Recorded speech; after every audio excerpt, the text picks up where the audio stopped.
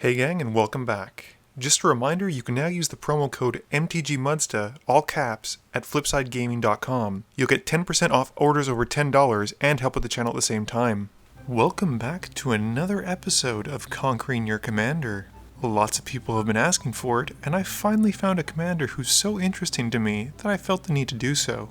This is Trostani, Selesnya's voice. So right off the bat, I'm sure you're thinking, Andrew, we've seen a million Trostani decks. They're all about life gain. They're all about tokens. We've been there. We've done that. It's boring.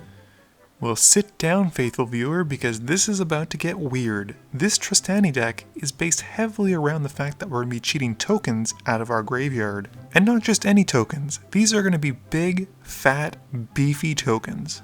I've seen all of your other Trostani decks with their little saprolines or their soldiers or their angels. Get that out of here. This time we're talking about tokens that shouldn't be tokens, but we're making them tokens. Now you're probably thinking right now I sound like a rambling madman, and I partly am, because who would make a green-white reanimator deck that focuses on tokens? Well, I'm here to say that the deck has been surprisingly fun and very unique, with a lot of different lines of play and card inclusions that I never would have included outside of this deck. So without further ado, let's get into what enables this deck to do what it does best. The first card I want to talk about, and please don't shut off the video immediately, is Seance. Now I know what you're thinking, immediately as soon as you exile the creature, you're going to lose it at the end of your turn. But, thanks to Trostani, you're able to populate the token, and guess what? The token doesn't have the exile clause at the end of turn. This means if we have a tasty Terastodon sitting in our graveyard, at the beginning of the next upkeep, we can exile it to cheat it onto the field, get it into the battlefield trigger, and then populate the token to get a second token, get a second copy of the enter the battlefield triggers, and then still have a copy of the token once the other one's exiled. All this for 7 mana, plus the fact that we can then populate it again later on in the game. Do I have your attention? Add on to the fact that Seance happens on every upkeep, and not just our own, makes it so that we can have a ton of tokens coming out as long as we have enough ways to populate them to keep the tokens around and not ultimately lose them. A similar card you might want to consider running is Mimic Vat.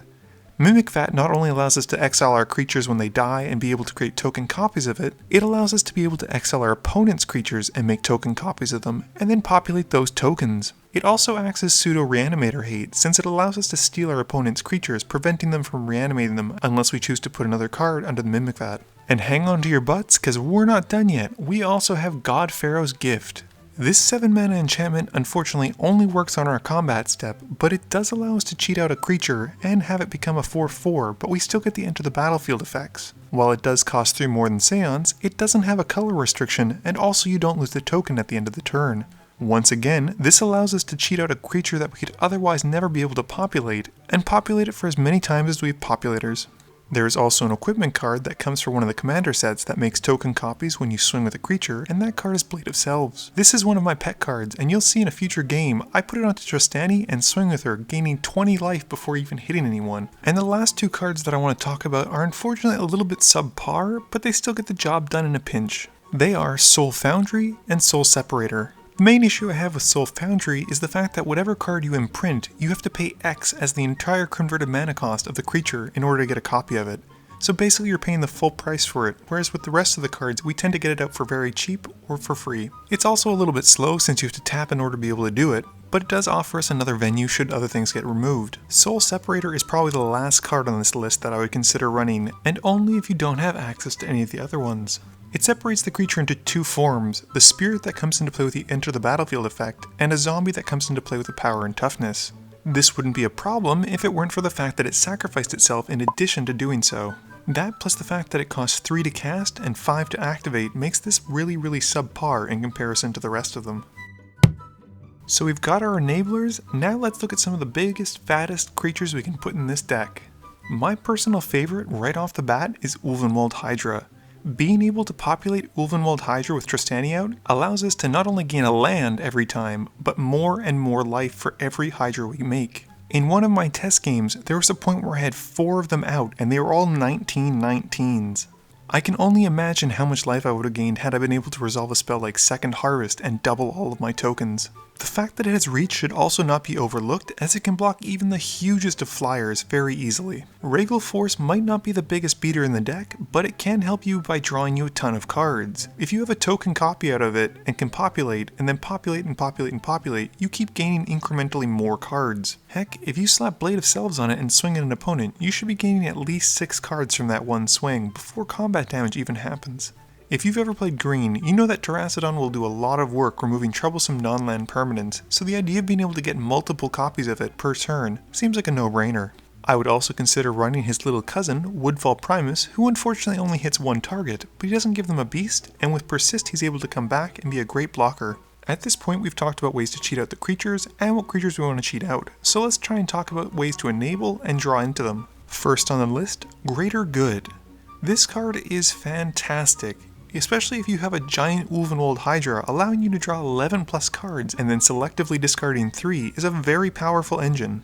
It will often be easily hated out by our opponents, but that just means you're not going to run it out when you have nothing worth sacrificing on the field. You can also run Key to the City as a great way to discard a card, and at the same time pay 2 when it untaps to draw a card. It actually does triple duty by allowing us to put Unblockable on one of our huge beaters like Ulvenwald Hydra and swing in for a ton of damage. You might also consider running Altar of Dementia as a way to sacrifice our creatures in response to removal, board wipes, or exile to be able to fill up our bin and give us more targets to exile and cheat out and get ready to populate later on. You could also consider running Hermit Druid, but that tends to be a kill on sight card in my meta, and you can never really guess how deep you'll go into your library.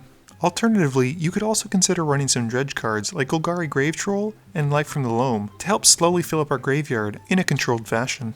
And all good decks need an alternative win con. Let's face it, we're not always going to be able to get to do what we want to do, so sometimes having a backup is the best way to ensure a victory. That backup plan has one name, and that's Aetherflux Reservoir. You are going to be gaining so much life with this deck, I guarantee it. It'll be so easy to use Aetherflux Reservoir to pop off opponents like no tomorrow and still be left with a healthy amount of life. Know it, love it, use it, abuse it, and have fun with it. These are my main suggestions for this kind of deck. I've omitted some pretty obvious cards like Soul Ring, Cultivate, things like that, which typically any EDH deck will benefit from by adding them to it.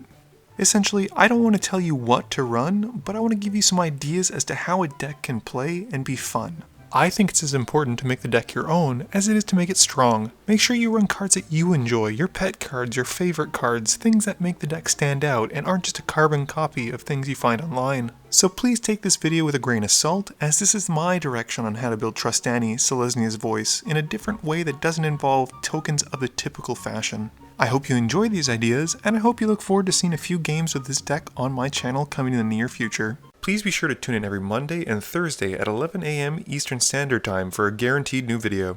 You can also follow me on Twitter at MTGMudsta. You can find me on Facebook at facebook.com/MTGMudsta. And lastly, you can check me out when I stream at twitch.tv/MTGMudsta. This video is brought to you in part by support from my Patreons. If you're looking for a way to help out the channel, please be sure to visit my Patreon link below. Thank you all for watching this video, and don't forget, friends are just opponents you haven't eliminated yet.